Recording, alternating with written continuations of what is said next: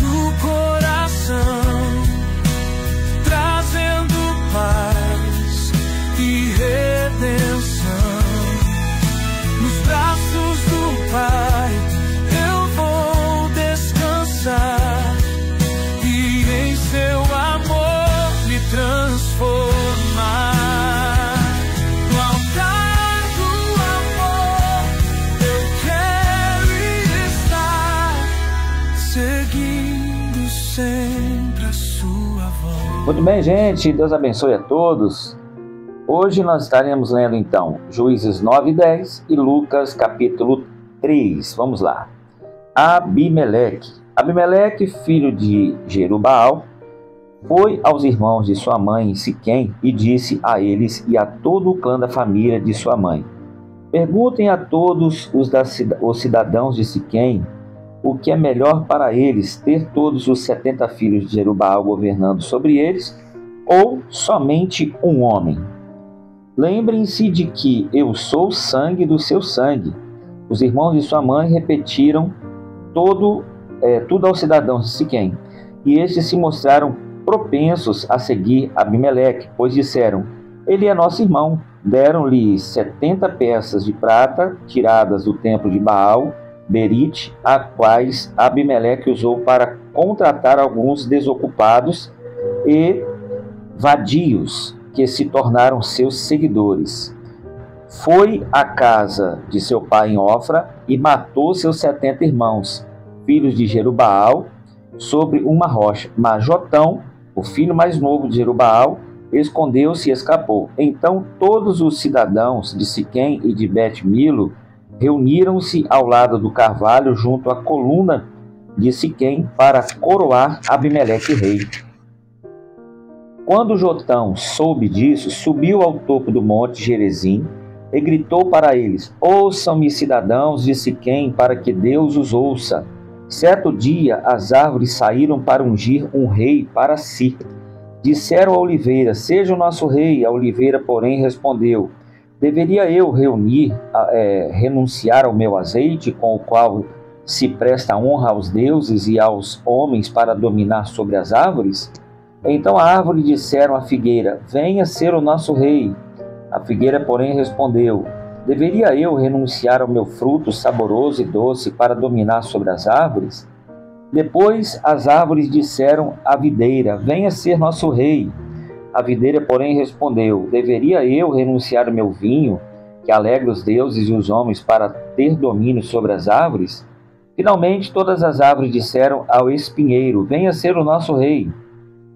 O espinheiro disse às árvores: se querem realmente ungir-me rei sobre vocês, venham abrigar-se à minha sombra. Do contrário, sairá fogo do espinheiro e consumirá até os cedros do Líbano. Será que vocês agiram de fato com sinceridade quando fizeram Abimeleque rei? Foram justos com Jerubaal e sua família, como ele merece? Meu pai lutou por vocês e arriscou a vida para livrá-los das mãos de midianitas. Hoje, porém, vocês se revoltaram contra a família de meu pai, mataram seus 70 filhos sobre a mesma rocha e proclamaram Abimeleque, o filho de sua escrava, rei sobre os cidadãos de Siquém, pelo fato de ser irmão de vocês. Se hoje vocês de fato agiram com sinceridade para com Jerubaal e sua família, alegrem-se com Abimeleque e alegrem-se com vocês. Entretanto, se não foi assim, que saia fogo de Abimeleque e consuma os cidadãos de Siquém e de Bet-Milo, e que saia fogo dos cidadãos de Siquém e de Bet-Milo e consuma Abimeleque. Depois Jotão fugiu para Ber, onde ficou morando longe de seu irmão Abimeleque. Fazia 3 anos que Abimeleque governava Israel, quando Deus enviou um espírito maligno entre Abimeleque e os cidadãos de Siquém, e estes agiram traiçoeiramente contra Abimeleque. E isso aconteceu para que o crime contra os 70 filhos de Jerubaal, o derramamento de sangue deles, fosse vingado em seu irmão Abimeleque e nos cidadãos de Siquém que o ajudaram a assassinar os seus irmãos. Os cidadãos de Siquém enviaram homens para o alto das colinas para emboscarem os que passarem por ali. Abimeleque foi informado disso. Nesse meio tempo, Gaal, filho de Ebede, mudou-se com seus parentes para Siquém, cujos cidadãos confiavam nele. Sucedeu que foram ao campo, colheram uvas, pisaram-nas e fizeram festa no templo de seu Deus, comendo e bebendo, amaldiçoando Abimeleque. Então Gaal, filho de Ebede, disse: quem é Abimeleque para que o sirvamos? E quem é Siquém? Não é ele o filho de Jerubaal? E não é Jebu o seu representante? Sirvam aos homens de Amor, o pai de Siquém, porque servir Abimeleque, se eu tivesse esse povo sob o meu comando, eu me livraria de Abimeleque. E lhe diria: mobilize o seu exército e venha. Quando Zebu, o governante da cidade, ouviu o que dizia Gaal, filho de Ebede, ficou indignado. Secretamente enviou mensageiros a Abimeleque, dizendo: Gaal, filho de Ebede, e seus parentes vieram a Siquém e estão agitando a cidade contra você. Venha de noite, você e seus homens, e fiquem à espera do campo. De manhã, ao nascer do sol, avance contra a cidade. Quando Gaal e sua tropa avançarem, faça com eles o que achar melhor. E assim Abimeleque e todas as suas tropas partiram de noite e prepararam uma emboscada perto de Siquém, em 4 companhias. Ora, Gaal, filho de Ebede, tinha saído e estava à porta da cidade quando Abimeleque e seus homens saíram da sua emboscada. Quando Gaal os viu, disse a Zebu: veja, vem gente descendo do alto das colinas. Zebu, porém, respondeu: você está confundindo as sombras dos montes com os homens. Mas Gaal tornou-se a falar: veja, vem gente descendo da parte central do território, e uma companhia está vindo pelo caminho do carvalho dos adivinhadores. Disse-lhe Zebu: onde está toda aquela sua conversa? Você dizia: quem é Abimeleque para que o sirvamos? Não são estes os homens que você ridicularizou? Saia e lute contra eles agora. Então Gaal conduziu para fora o cidadão de Siquém e lutou contra Abimeleque. Abimeleque o perseguiu e ele fugiu. Muitos dos homens de Siquém caíram mortos ao longo de todo o caminho até a porta da cidade. Abimeleque permaneceu em Arumã e Zebu expulsou Gaal e os seus parentes de Siquém.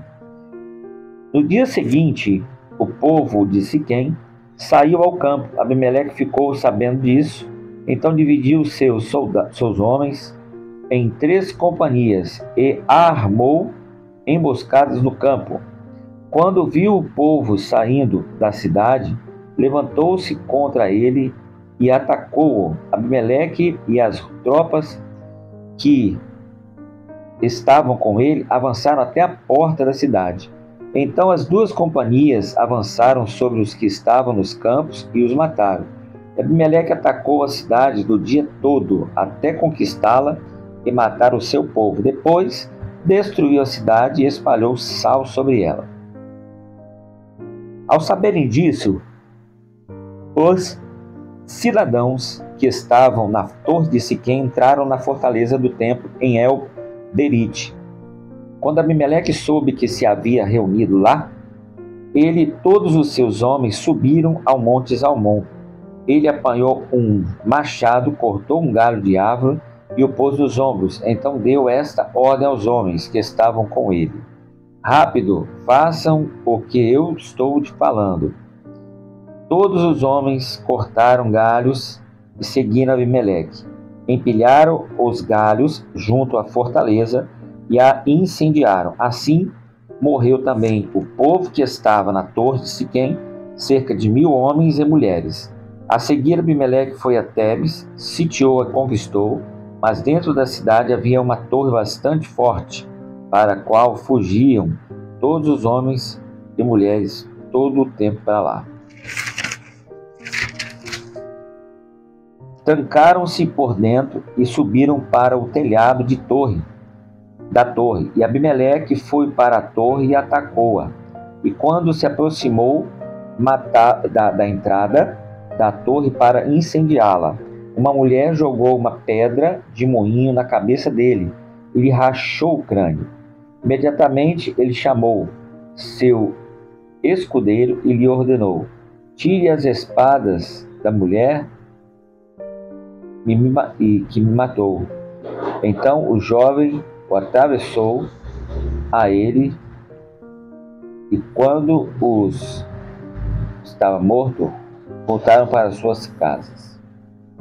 Assim Deus retribuiu a Abimeleque o que ele tinha praticado contra o seu pai, matando seus 70 irmãos. Deus fez também os homens de Siquém pagarem por toda a sua maldade. A maldição de Jotão, filho de Jerubaal, caiu sobre eles. Você vê bem que nada fica sem a colheita, né, gente? Depois de Abimeleque, um homem de Issacar chamado Tolá, filho de Puá, filho de Dodô, levantou-se para libertar Israel. Ele morava em Samir, nos montes de Efraim, e liderou Israel durante 23 anos. Então morreu e foi sepultado em Semir. Depois dele veio Jair, de Gileade, que liderou Israel durante 22 anos. Teve 30 filhos que montavam 30 jumentos. Eles tinham autoridade sobre 30 cidades, as quais até hoje, em Gileade, quando Jair é mencionado, ou diz morreu, foi sepultado com os Camons. Mais uma vez, os israelitas fizeram o que o Senhor reprovava. Serviram aos Balaíns, às imagens de Astarote, aos deuses de Arã, aos deuses de Sidom, aos deuses de Moabe, aos deuses dos Amonitas, aos deuses dos Filisteus.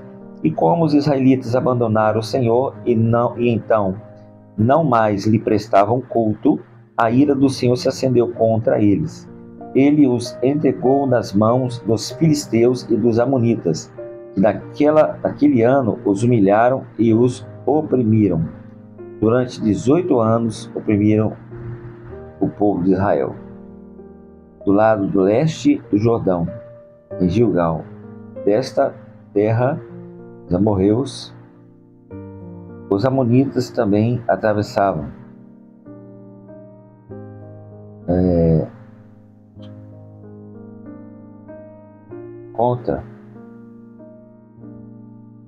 Só um minuto, pessoal, virou a folha aqui. Contra Benjamim e contra a tribo de Efraim, grande angústia dominou Israel. Então os israelitas clamaram ao Senhor, dizendo: temos pecado contra ti, pois abandonamos o nosso Deus e prestamos culto aos Balaíns. O Senhor respondeu dizendo: quando os egípcios, os amorreus, amonitas, filisteus, sidônios, amalequitas, maonitas os oprimiam e vocês clamavam a mim, eu os libertei das mãos deles, mas vocês me abandonaram e prestaram culto aos outros deuses, por isso não os livrarei mais. Clamem aos deuses que você escolheram, que eles os livrem da hora do aperto.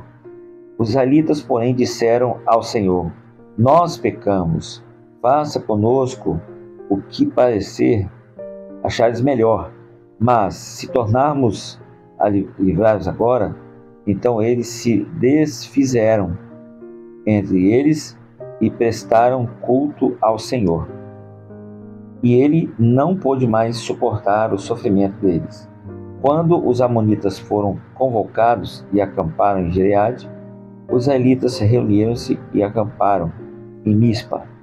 Os líderes do povo de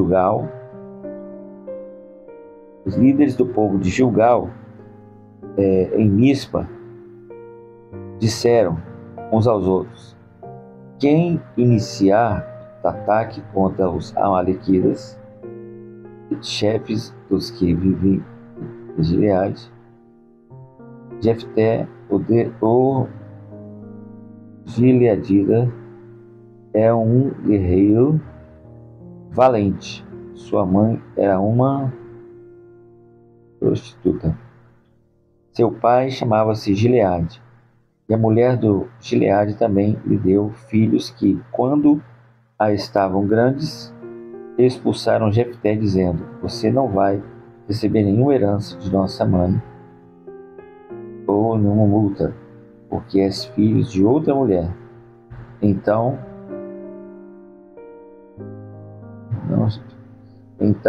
Jefté fugiu dos seus irmãos e os estabeleceu em Tobi. Ali um rebanho de vadios uniu-se a ele e o seguia.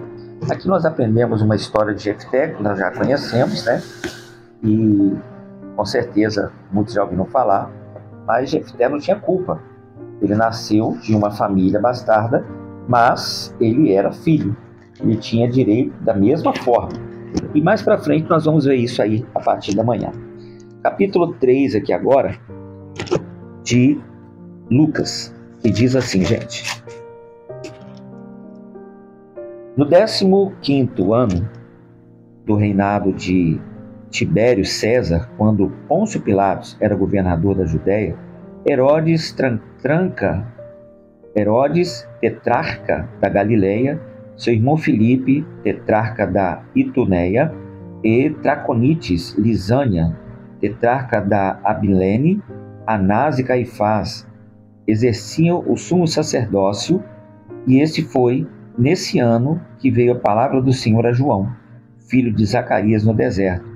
Ele percorreu toda a região próxima ao Jordão, pregando um batismo de arrependimento para o perdão dos pecados, como está escrito no livro das palavras de Isaías, o profeta: voz do que clama no deserto, preparem o caminho para o Senhor, façam veredas retas para ele.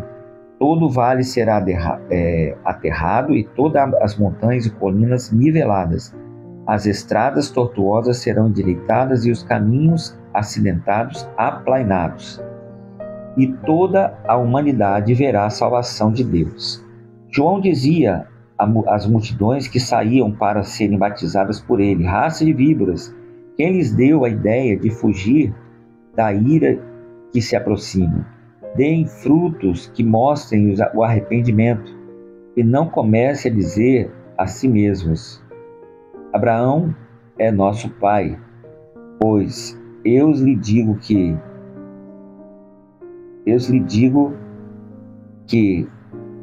dessas pedras Deus pode fazer surgir filhos a Abraão. O machado já está posto à raiz da árvore, e toda árvore que não der bom fruto será cortada e lançada no fogo. O que devemos fazer então, Senhor? Perguntaram as multidões.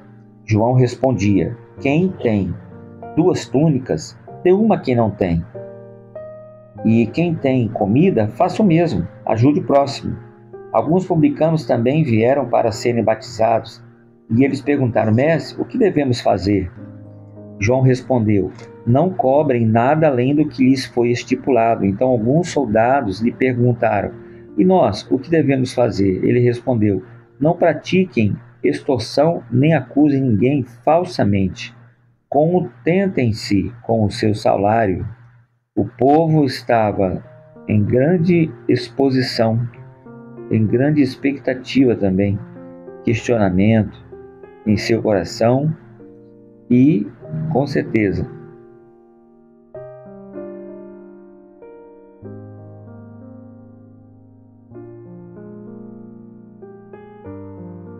o povo estava com grande expectativa, questionamento em seu coração, se acaso João não seria o próprio Cristo. João respondeu a todos: eu os batizo com água, mas virá alguém mais poderoso do que eu, e não sou digno de desatar as suas correias das suas sandálias. Ele os batizará com o Espírito Santo e com fogo. Ele traz a pá em sua mão, a fim de limpar sua eira e juntar o trigo em seu celeiro, mas queimará a palha com fogo que murcha, que nunca se apagará. E com muitas outras palavras, João exortava o povo, que lhe pregava as boas novas. Todavia, quando João respondeu a Herodes, o tetrarca, por causa de Herodias, mulher do próprio irmão de Herodes, e por todas as outras coisas mas que ele tinha feito, Herodes acreditou a todas a todas as palavras, elas de colocar no João na prisão. Então, quando todo o povo estava sendo batizado, também Jesus o foi. E quando ele estava orando, o céu abriu, e o batismo e o Espírito Santo desceu sobre ele em forma de corpórea de pomba. Então veio do céu uma grande voz: Tu és o meu filho amado, em quem tenho prazer. Jesus tinha cerca de 30 anos de idade quando começou o seu ministério na terra de pregar. Ele era, como se pensava, filho de José, mas filho de Eli, filho de Matate, filho de Levi, filho de Maqui, filho de Janaí, filho de José, filho de Matatias, filho de Amon. E é isso. Aí vem o segmento, né? Filho de Naum, filho de Esli, filho de Nagai, filho de Maate, filho de Matatias, filho de Simei, filho de Joquebede, ou Joseque, filho de Judá, filho de Jocnã, filho de Jereza, filho de Jorobabel, filho de Salatiel, então de Maqui, filho de Adi, filho de Corá, filho de José e filho de Eliezer. Aqui a gente para. Pode continuar lendo até o finalzinho do versículo seguinte.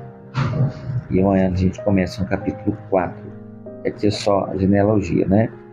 Filho de Noé, filho de Lameque, filho de Matusalém, filho de Enoque, filho de Jared, filho de Maalalel, filho de Canaã, o reino de Esmos, filho de Sete, filho de Enos, filho de Adão, e filho de Evar, filho de Deus. Que Deus abençoe você, gente. E até a nossa próxima leitura. Tchau, pessoal.